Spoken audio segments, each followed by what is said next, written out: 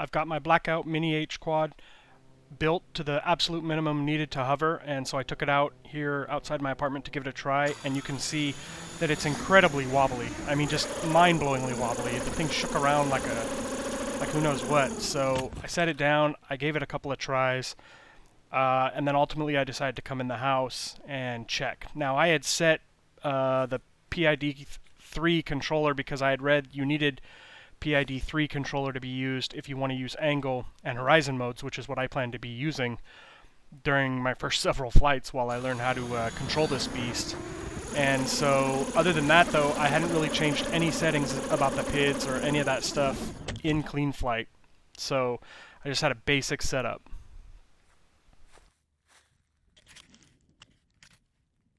After some reading, I discovered that it might be a good idea to set my loop time to 2000 in the CLI. So I came in and I did that, and then I tested a couple more little hovers just in my living room area here, and you can see it seems to be a little better, but I still get some incredible shakiness, but it's a little different. It seems to lift off the ground relatively smooth, but then with a little bit of power it starts jiggling around, and you'll see that right here. See that jiggle? So it doesn't really seem to be any better at the end of the day. My understanding, after reading a million YouTube posts, or reading a million forum posts and watching a million YouTube videos, is that out of the box, the PIDs will need tweaked, but it shouldn't be like this. You know, it should be relatively smooth. So I knew something was up here. I didn't really know what, so I started doing a bunch of Googling, reading a bunch of RC groups, more YouTube videos right after this attempt here, and I decided to go back to the PID controller 1 and see if that would make a difference.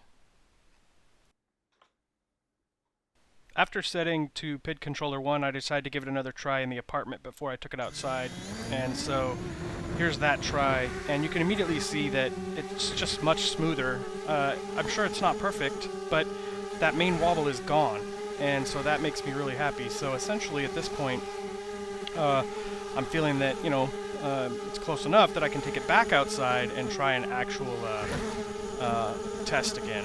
And yeah, it's funny, you can see all my build parts and solder guns and things laying all over all my desks. This project has made a mess of my apartment. So here we are outside again. I'm doing another test, and it ended up being significantly better. The video itself doesn't look super great, and that's because, well, I still have tuning to do, and also my Mobius isn't mounted very good. It's just on one of those little gel pads. But there's clearly still some vibration, but visually, looking at the copter, it was way less. In fact, it looked relatively steady. So this was a dramatic improvement in terms of how the video looked.